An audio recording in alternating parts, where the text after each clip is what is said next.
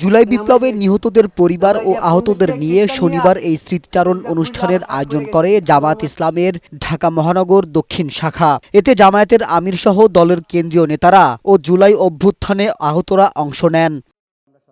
স্মৃতিচারণ অনুষ্ঠানে আহতরা জুলাই বিপ্লবের সেই ভয়াবহ দিনে চোখের সামনে সহকর্মীদের নির্বিচারে গুলি করে হত্যার বর্ণনা দেন।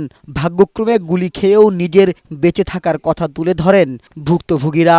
আমার মতন ঠ্যাং নাই, পাও নাই, হাত নাই, কয়জন নিমু, একজনের পর একজন লাশ নিতে আসি। এখন তারা গাড়ি এমন ভাবে টানে যে গাড়ি দ্রুত চালাইয়ে গাড়ির তলে চাপ দিয়ে তাদেরকে মাইরা ফেলা। গুলিবিদ্ধ হয় আমার চোখের সামনে অনেক মানুষ মারা গেছে, তাদেরকে হসপিটালে নেওয়া হয়েছে।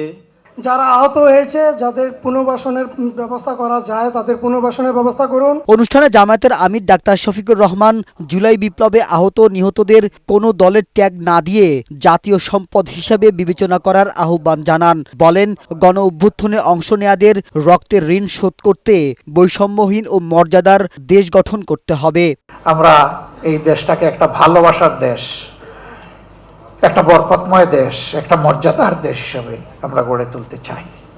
এই জন্য শিক্ষার জায়গাটায় আমরা ইনশাল্লাহ সবার আগে হাত দিব, যদি আল্লাহ কোনোদিন আমাদেরকে সুযোগ দেন। শিক্ষা যে জাতির ঠিক হয়েছে, সেই জাতি ঠিক, সেই জাতি মর্যাদার জাতি, সেই জাতি বিশ্বে মাথা উঁচু করে দাঁড়াতে পারে। স্বৈরাচার পতনের আন্দোলনে আহতদের সুচিকিৎসা নিশ্চিতে সরকারকে দ্রুত পদক্ষেপ নেওয়ার দাবি জানিয়ে জামায়াতের আমির বলেন, গণহত্যায় জড়িতদের দ্রুত বিচারের আওতায় আনতে হবে। মাহবুব আজমি, বৈশাখী সংবাদ, ঢাকা।